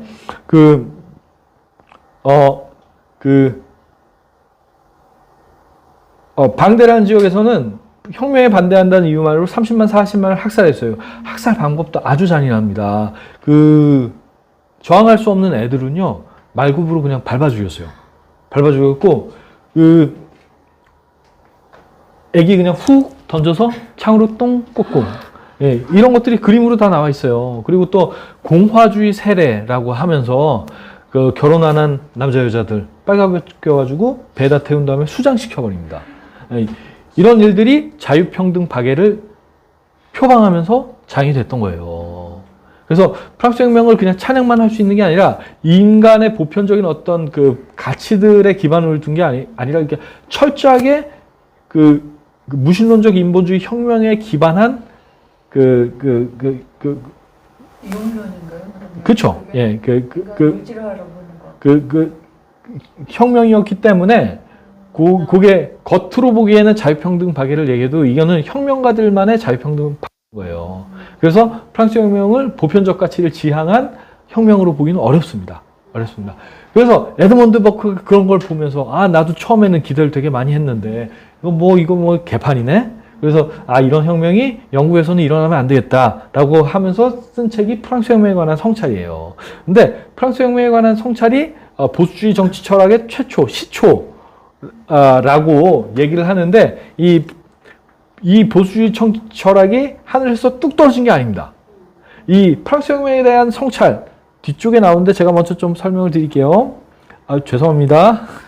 예, 그냥 찍으시죠. 예, 사진 찍으시면 저는 기다리겠습니다. 대표님 근데 반동이라는 단어도 프랑스 혁명 때 처음 나온 거예요? 그거는 제가 확인을 해봐야 되는데 아마 그럴 거예요. 아마 그럴지 않을까 싶습니다. 그리고 최초의 성혁명도 프랑스 혁명 때. 예. 예. 프랑스 혁명이 그래서 되게 많아요. 연관된 게. 그래서 보시면은 이 뒤에 나오는데 이게 오늘 제가 준비한 거를 3시 반까지 다 못할 것 같은데 다음에 불러주시면 제가 무료로 한번 하도록 하겠습니다. 뒷부분. 이 프랑스 혁명에 관한 성찰. 이태숙이라는 분이 번역을 하셨어요. 번역을 하셨는데 여기 숫자가 있어요. 숫자가. 제일 앞에 있는 숫자가 뭘까요? 1790. 프랑스 혁명에 관한 성찰 제일 처음에 쓴 에드먼드 버크가 1881, 1881년은 뭘까요? 일본어 번역. 그래도 거의 한 100년 만에 번역을 했어요. 뒤에 있는 거 뭘까요? 2008. 한글 번역. 예, 일본보다 100년이 늦어요. 보수라고 하는 사람들이 있는데 보수주의 정치 철학의 시초를 세웠다는 이 책에 대해서 2008년 일본보다는 100년도 더 넘게 뒤에 이렇게 번역이 된 건데 이것이 대한민국의 현실인 거죠. 근데 더 놀라운 현실이 있습니다. 이게 보수주의의 기틀을 잡은 책이라고 평가를 하잖아요. 이태숙 교수님이 번역을 하셨어요. 저분 소위 좌파 교수님입니다. 이게 뭐냐? 스님이 성경책 번역하신 거예요. 스님이 성경책을 번역하신 겁니다. 이게 처참한 상황이죠. 처참한 상황. 그런데 안타까운 게 뭐냐면 이태숙 교수님이 번역하시고 나서서 이 책 보시면은 앞에 한 40페이지 정도 자기가 이해한 보수주의에 대한 그 생각을 가지고 나름대로 이렇게 막 설명을 하시고 막 그래요. 그러니까 이분이 결론은 뭐냐면 이거는 이게 전통주의다. 그래서 전통을 지키기 위해서 상황에 따라서 막 휙휙 바뀌는 대한민국의 보수는 그런 보수다. 뭐라고 해서 사실 그거 보수주의에 대한 조롱이거든요. 근데 안타까운 게 뭐냐면은 그런 글을 소위 보수라고 하는 학자분들이 또 그대로 인용을 하세요. 그게 정답인 것처럼. 아니거든요. 자세히 보면은. 그래서 이 보수주의. 예, 그래서 에드먼드 버크가 책을 썼는데 이 보수주의 정치 철학이라는 게 하늘에서 뚝 떨어진 게 아닙니다. 프랑스 혁명에 대한 성찰 보시면요. 앞부분에 프라이스 박사의 오류라는 챕터가 있어요. 프라이스 박사의 오류. 이 프라이스 박사가 누구냐? 프라이스 목사입니다. 목사인데 설교 시간에 프랑스 혁명을 막 찬양한 거예요. 그러니까 에드먼드 버크가 프라이스 목사의 설교는 잘못됐다. 이유는 뭐냐? 기독교적인 사랑의 정신을 전혀 반영하지 못하고 있다라는 거였습니다. 그래서 여기서 말씀드리고 싶은 건 뭐냐면은 보수주의 정치 철학이라는 게 사실 어려운 게 아닙니다. 결국에는 성경적 세계관의 정치적 표현이라고 얘기할 수도 있어요. 그래서 보수주의, 저는 요 설명이 우선 가장 심플하고 중요한 설명이라고 생각하는데요. 인간의 부족함을 겸손하게 인정하는 자세. 인간 이성을 절대적으로 신뢰하는 것이 아니라 인간 자체가 부족하다. 그렇기 때문에 거기에 대해서 이게 좀 겸손한 마음이 있어야 된다. 인간의 인식론적 한계에 대한 인정, 이렇게 표현하기도 하죠. 그래서 그리고 또 그거보다 사실은 더 중요한 게 제가 이 그림으로 다시 가야 되는군요. 그래서 보수주의자들의 속성을 정리를 해보면은 혁명가들의 속성을 정리하면 보수주의자들의 속성이 반대로 정리가 됩니다. 그래서 프랑스 혁명가들이 인간 이성을 절대적으로 신뢰를 했어요. 그에 반해서 보수주의자들은 인간의 부족함을 겸손하게 인정을 합니다. 인간 이성을 포함해서. 그리고 혁명가들은 인간 이성에 기반한 사회주의적 유토피아 설계와 추구가 실현이 가능하다고 믿었는데 그게 아니다. 우선 기본적으로 선대 경험이 중요하고 그리고 또 새로운 정책 실현해 볼 수 있어. 시도해 볼 수 있어. 그런데 정책의 결과가 중요해. 그리고 또 이런 일들 할 때는 모든 일들을 할 때는 인간이 기본적으로 부족하니까 신중하게 가야 돼. 라고 하는 기본적인 자세가 있습니다. 근데 이거보다 더 중요한 건 뭐냐면요. 프랑스 혁명가들은 말씀드린 것처럼 무신론적 인본주의에 기반한 최초의 혁명이었기 때문에 인간의 영성과 하나님의 섭리 이런 것들을 다 부정을 했는데 그리고 프랑스 혁명가들은 그래서 혁명에 성공한 다음에 성당 노틀담 성당 다 포함해서 다 십자가 떼버리고 중국에서 지금 십자가 떼고 있죠? 십자가 다 떼버리고 이성과 철학의 신전으로 만들었어요. 그렇게 해놓고 어떻게 했냐? 여자 배우들 아까 전에 마리안느 이런 사람으로 여자 배우들을 분장을 시켜가지고 막 숭배하게 합니다. 프랑스 올림픽에서. 네, 그렇죠. 가톨릭 신자들이 뭐 했어요, 그러면? 못 오잖아요. 죽었죠. 방대에서 30만, 40만 학살당했다니까요. 예. 죽었죠. 예. 그러니까 이게 프랑스 혁명을 찬양할 게 아니에요. 근데 이게 또 말씀드릴 게 이승만 대통령 독립정신 읽다 보시면요. 프랑스 혁명 찬양하는 내용이 나와요. 그러니까 이승만 대통령도 그런 게 역사적 시대적 한계가 분명히 있으셨던 거죠. 그러니까 프랑스 혁명에 대한 그 실상을 아셨으면 그렇게 찬양을 못 하셨을 거예요. 근데 이승만 대통령이 프랑스 혁명을 이렇게 좋게 보셨던 거는 어쨌거나 왕정을 끝내고 공화정을 시작한 혁명이었다. 그러니까 일반적으로 자유 진영에서 프랑스 혁명을 긍정적으로 설명하는 거는 왕정을 끝내고 공화정을 시작했다는 점에서 긍정적으로 설명을 하는데 근데 그 실상을 들여보면 전혀 이렇게 이게 찬양할 수 없는 그런 이게 혁명이었던 거예요. 그래서 그러면 대표님 1870년대 파리 코민이 진압되고 나서야 좀 예, 이게 좀 넘어갈게요. 예, 이제 10분 남았는데 제가 최대한 쏟아내고 다음에 한번 또 오겠습니다. 그냥 오겠습니다. 불러주시면. 그래서 인간의 중요한 거는 보수주의자들에게 더 중요한 거는 이런 것들보다 인간의 영성, 하나님의 섭리, 인간이 다 이해하지 못하는 하나님의 섭리가 있다라는 자세가 사실은 중요한 거죠. 이게 사실 본질적인 겁니다. 예. 그래서 인간이 왜 존엄한가? 그 근거를 좀 대보실래요? 잠깐? 인간은 왜 존엄한가? 어떤 분도 이런 말씀하세요. 이성적 사고가 가능한 유일한 존재니까 이렇게 말씀하시면은 그러면은 아기들은요? 치매 걸리신 분들은 존엄하지 않는. 예. 이게 보통 자유주의자들이 그렇게 설명을 해요. 이성적 사고가 가능한 유일한 존재이기 때문에. 근데 그렇게 하면은 치매에 걸리신 분들, 이게 정신박약, 이런 분들은 존엄하지 않습니다. 그런 설명. 그리고 또 이렇게 불교 분들 중에서는 제가 이 질문 드렸더니 천산천하 유아독존. 이 말씀 하시더라고요. 그러면 천사천하 유아독존과 천상천하 유아독존이 만나버리면 어떻게 되는 거죠? 이런 문제들. 예, 그래서 한번 생각을 한번 해보시고 적당한 답변이 떠오르시면 저한테 좀 연락을 주시면 감사하겠습니다. 저는 예, 저는 아직까지 모든 인간은 하나님의 형상대로 창조되었기 때문에 자유롭고 존엄하다라는 답밖에 모르겠어요. 이런 관념은 아까 전에 말씀드린 것처럼 이슬람에도 존재하지 않습니다. 예. 연쇄살인범도 그러니까 연쇄살인범도 그렇기 때문에 그 사형을 집행하면서까지 어떤 약간 부담감 같은 걸 느끼는 거죠. 다 쳐 죽여야 돼 이 XXXX가 아니라. 예, 근데 인간은 존엄하기 때문에 그렇게 그 사형 집행도 결국엔 할 수가 있는 겁니다. 왜냐면은 그 존엄한 사람들을 그 가치를 지키기 위해서. 예. 그게 그러니까 기독교자파의 딜레마였던 것 같아요. 뭐 그건 다음에 또 기회가 되면 제가 설명드리도록 하겠습니다. 그래서 인간의 부족함을 겸손하게 인정하는 자세, 이걸 보수주의라고 간단하게 얘기할 수 있을 것 같고, 하나님의 섭리를 인정하고 보편적 가치를 수호하는 것, 뭐 이렇게 이게 그 정경희 교수님께서 간단하게 그 인터뷰에서 이렇게 그냥 간단하게 말씀하시더라고요. 그 보편적 가치를 지키고 신의 섭리를 인정하는 보수주의 이렇게 말씀하시는데 사실 많은 이해와 고민이 담긴 답변이었습니다. 그래서 그렇게 정리할 수도 있고 또 다른 표현으로는 결국엔 성경적 세계관의 정치적 표현이다 이렇게 얘기를 할 수 있고요.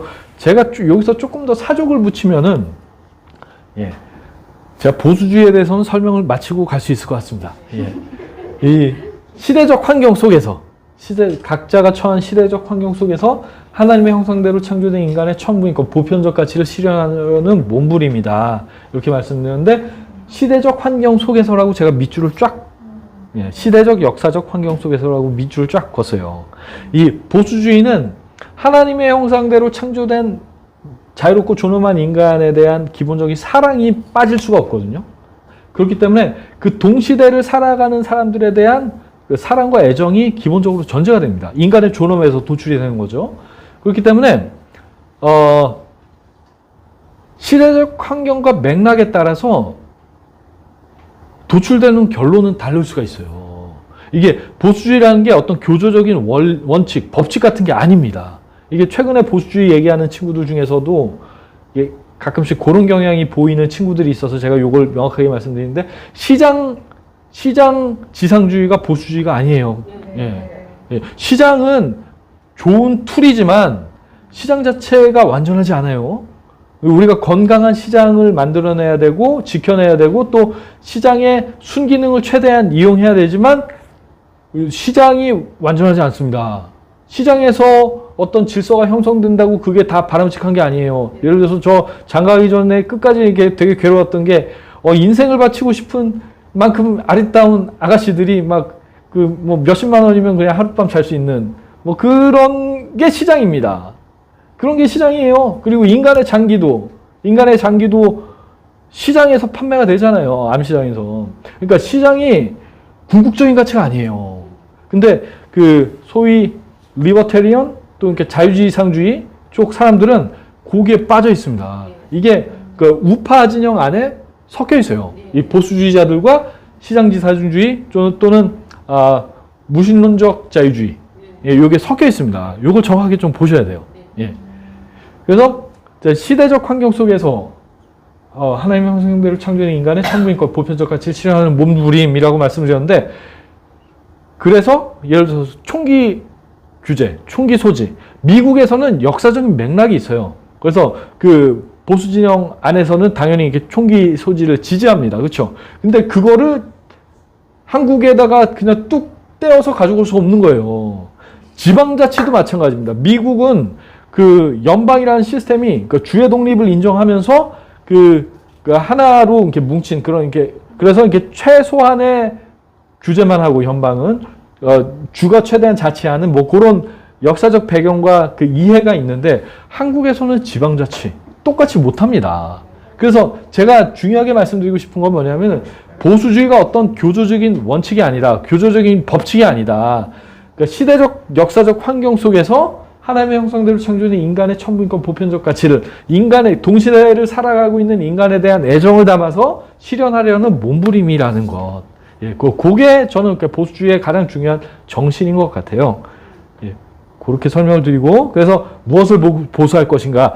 그 중국에서 등소평이 개혁 개방하려고 할 때 보수주의 그러니까 그 보수파를 개혁을 반대하는 공산당 보수파를 보수주의자라고 하지 않는 것은 그들이 지키려고 하는 것은 공산당 시스템이었기 때문에 보수주의가 아닙니다. 왜냐하면 보수주의는 기본 성경적 세계관으로부터 도출된 그러니까 보편적 가치들, 인간의 존엄, 책임 있는 자유, 진리, 진실의 가치를 지키는 것이 보수주의이기 때문에 그렇게 구분을 하시면 됩니다.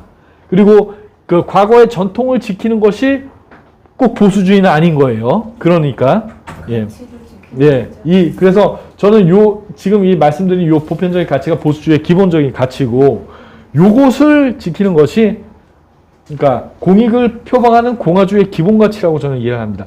아까 전에 말씀드렸죠. 공화주의를 표방하면서 이상한 짓 하는 사람들이 있어요. 프랑스 혁명가들도 공화주의 표방했습니다. 그리고 또 조선 민주주의 인민공화국이라고 해요. 공화국이라고 해요. 근데 공화주의가 뭐예요? 공화주의는 레스푸블리카예요. 리퍼블릭이에요. 리퍼블릭인데 리퍼블릭은 뭐냐? 공익, 공동의 이익이라는 거예요. 공동의 이익. 그러면 공동의 이익이 뭐냐? 라고 했을 때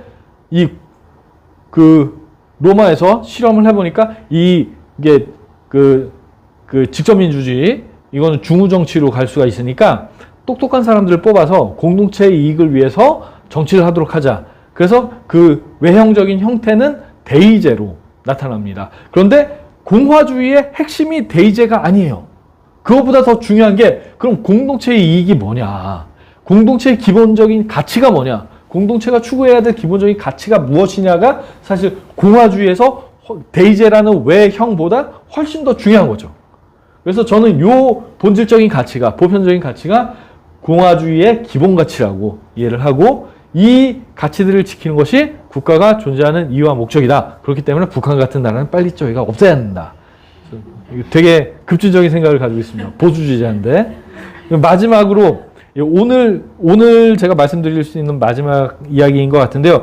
나중에 불러주시면은 저희 돈 안 받아도 되니까 요런 것들을 말씀을 드리겠습니다.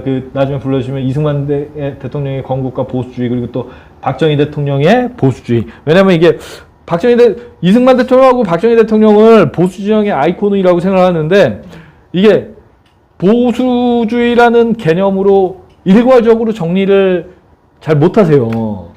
이승만 대통령은 어떤 분들이 이렇게 말씀하세요. 전원책 변호사님이 그렇게 말씀하신 거 들었는데 그래 난 보수인데 꼴통 보수인데 나는 그래 꼴통 보수인데 박정희 대통령은 진짜 진보 아니냐 이렇게 말씀을 하세요. 이렇게 무슨 심정이신지는 아는데 제 기준으로는 박정희 대통령은 보수주의 혁명가입니다. 이승만 대통령도 보수주의 혁명가고. 예. 그래서 그런 내용들 다음에 기회가 되면 말씀을 드릴 텐데요. 제가 말씀드리고 싶은 거, 공병호 박사님께서 보수주의를 이렇게 설명하셨어요. 보수주의를 이렇게 설명하셨습니다. 보수주의는 기본적으로 나는 부족합니다. 모르는 게 있을 수도 있습니다. 이렇게 겸손한 자세다. 사실 그게 핵심이에요. 그리고 사회주의, 공산주의 이런 것들은 뭐냐면 자기가 다 안다고 자만하는 것. 이거 그러니까 공병호 박사님도 아주 깊이 있게 생각을 많이 하신 거죠. 그러면서 이게 의대 증원 이슈 관련해서 이렇게 설명하시면서 이걸 하셨는데 그러면서 보수의 가치는 그래서 점진적 개혁이다. 이게 겸손하게 조심조심 가야 되니까. 이게 근데 점진적 개혁이 보수주의의 일반적인 그러니까 신중함의 표현이긴 해요. 근데 한 가지 제가 질문 드리겠습니다. 보수주의 혁명은 그럼 불가능한가요? 가능합니다. 그 말씀을 좀 드리려고요. 이 말씀을 많은 분들이 안 하셔서 에드먼드 버크도 프랑스 혁명에 대한 성찰을 쓴 에드먼드 버크도 보수주의 혁명이 가능하다. 혁명적 방법으로만 제거될 수 있는 사회학이 분명히 존재한다라고 하면서 종교개혁, 명예혁명, 그리고 또 미국의 독립혁명을 긍정을 했거든요. 그러면 보수주의 혁명이 뭐냐라고 했을 때 이걸 정리를 해야죠. 그렇죠? 그래서 아까 전에 말씀드린 것처럼 보수주의라는 게 그 보편적 가치들을 지키는 것이라고 하면은 이런 보편적 가치들, 인간의 존엄, 책임 있는 자유, 진실의 가치가 묵살되고 처참히 짓밟힌다. 이러면은 보수주의자들이 가장 혁명적인 급진적인 사람이 됩니다. 예. 저부터 총 들고 나갈지도 몰라요. 사실은 여기 있는 많은 분들이 사실 그렇습니다. 예. 그래서 보수주의 혁명이 가능해요. 가능해요. 그래서 저는 성경적 세계관의 바탕을 둔 대한민국의 보수주의 혁명 이렇게 정리를 하면은 간단하게 말씀드리면 이게 3.1 독립선언, 5등은 자해, 조선의 독립국인과 조선인의 자주민임을 선언하노라 이렇게 나왔는데 이게 자주민이라는 개념, 이 독립선언서를 읽어보시면요, 우선 개인의 관점이 강조되지는 않습니다. 민족적인, 집단적인 그런 것들이 강조가 되긴 하는데 여기서 지속적으로 얘기하는 게 보편적 도덕이에요. 우리가 보편적 도덕에 근거해서 우리 조선의 독립, 그러니까 일본의 이런 실상을 알리고 조선의 참상을 알리고 이 보편적 도덕에 호소해서 우리가 독립을 끌어내자. 1차 대전 끝날 때, 전후 처리할 때, 뭐 그런 주장이거든요.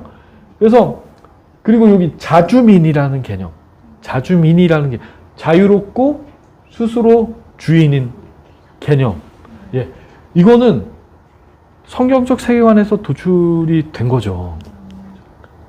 자유롭고 주체적인, 자유롭고 존엄한 인간이라는 개념. 나중에 기회 되실 때 한번 3.1 독립선언서 한번 읽어보시기 바랍니다. 이게 민족적인, 집단적인 개념이 강조가 되긴 했어요. 근데 어쨌거나 이런 존엄한, 자유롭고 존엄한 인간이라는 개념이 보편적 도덕에 기반해서 제시가 된 거는 3.1 독립선언서가 처음입니다. 예. 그리고 저는 이게 대한민국 건국이, 이승만 대통령의 대한민국 건국이, 이 보편적인 가치, 성경적 세계관이 제시한 보편적 가치에 기반한, 보수주의 혁명이었다고 이해를 하고, 요거는 시간이, 결국엔 박정희 대통령도, 제가 이거를 굳이 말씀드리는 이유는 좌파 쪽에서 공격해요. 좌파, 이태숙 선생님도 그렇고, 강정인, 이런 분이 에드먼드 버크 책들 막 번역하셨습니다. 이런 분들이, 대한민국 보수는 답답한 보수고 공부도 안 하는 보수라서 막 박정희를 물고 빤다 라고 얘기를 하면서 에드먼드 버크가 살아있었으면은 헌정 질서를 파괴한 폭도기 때문에 박정희를 비난할 거다 뭐 이렇게 설명을 했어요. 근데 여기에 대해서 보수 진영에서 제대로 된 답변을 제기한 걸 못 봤어요. 그래서 제가 정리를 했습니다. 어떻게 정리했냐? 우선 보수주의 혁명이 가능하다. 그리고 보수주의라는 것은 보수주의자 박정희는 가능한가? 보수주의는 보편적 가치를 지키는 건데, 인간의 존엄 개념에서 인간의 존엄을 보장하는 최소한의 경제적 자유를 실현한 분이 이분이잖아요. 그렇죠? 그리고 그때 유신은 경제 발전은 잘했는데 유신은 독재야 뭐 이렇게 말씀하시는 분들도 계시긴 한데, 근데 유신 아니었으면요 대한민국 망했습니다. 그때 김대중 대통령은 대통령 되면은 중학고 수출주동 중학고 다 되돌리려고 했어요. 그때가 언제나 포항제철도 완공 안 됐던 때예요. 그리고 포항제철 없으면요 자동차 산업, 철강 산업, 조선 산업 없습니다. 지금 대한민국 없어요. 그리고 이때 어떤 상황이었냐? 북한은 쿠바의 혁명, 게릴라전을 통한 혁명을 모방해가지고 무장공비들 막 파견했던 때고, 설상가상으로 닉슨 독트린으로 미국이 베트남전에서 힘 빠지니까 야 아시아 국가들 니들이 알아서 해 라고 하면서 철군하고 막 그럴 때였어요. 그래서 베트남 결국에 그렇게 철군해가지고 망했죠. 그리고 또 캄보디아 킬링필드 닉슨 독트린 때문에 생긴 거예요. 많은 분들 모르세요 잘. 그리고 이때 중국에서는 수천만 명 죽어나갔습니다. 대기근 플러스 문화대혁명으로. 그때 유신선언을 한 거예요. 그러면은 인간의 존엄을 중대하게 침해하는 안보적 위험 요소 해소하신 거죠. 그리고 또 책임 있는 자유, 자조정신 말씀드렸잖아요. 그리고 새마을운동 때 여당 의원이 박정희 대통령한테 가가지고 우리 마을 좀 잘 봐달라고. 근데 단칼에 다 거절하셨어요. 전라도 지역이 훨씬 더 지원 많이 받았어요. 객관적인 평가를 통해서.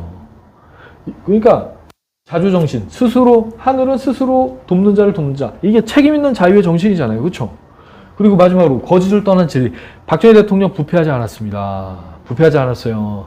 이게 방송도 되고 있긴 한데 이게 전두환 대통령으로 옮겨가면서 전두환 대통령 나름대로 저는 이게 중요한 역할을 하셨다고 생각하는데 공무원 분위기가 약간 바뀐 것 같더라고요.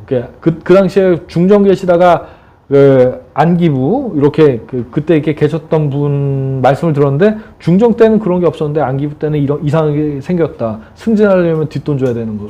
뭐 그러니까 뭐 전두환 대통령에 대해서 뭐 제가 일부러 부정적인 평가를 하려고 하는 게 아니라 그 박정희 대통령은 어쨌거나 조직 문화를 부패를 떠난 그러니까 청렴한 문화를 세우셨고 실제로도 자신도 그렇게 실현하려고 애를 많이 쓰셨습니다. 그래서 좌파가 물고 빠는 브루스 커밍스 같은 학자, 좌파 학자도 박정희 대통령은 자신의 모든 정력을 국가 발전을 위해서 쏟았고 부패하지 않았다라고 평가했거든요. 이건 좌파 학자의 평가예요. 그래서 거짓을 떠난 진리의 가치에도 충실하셨습니다. 그런 의미에서 보수주의자 박정희는 가능하다. 책으로 써주세요. 예. 제가 정리하도록 하겠습니다. 그래서 대한민국의 보수주의 혁명은 3.1운동으로 시작했고 대한민국의 건국혁명이 이승만 혁명 그리고 또 산업혁명이 박정희 혁명을 통해서 열매를 맺었고 최종적인 열명은 북한의 자유해방, 통일로 완성이 될 것이다 라는 것이 제가 전달드리고 싶은 메시지의 주요한 내용이었습니다. 감사합니다.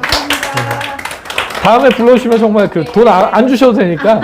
근데 지난번에 대전인가 어디서 불러주셔가지고 네 맘대로 해라 이러시더라고요. 그래서 오전 10시에 시작했는데 8시간 지나도 안 끝나가지고.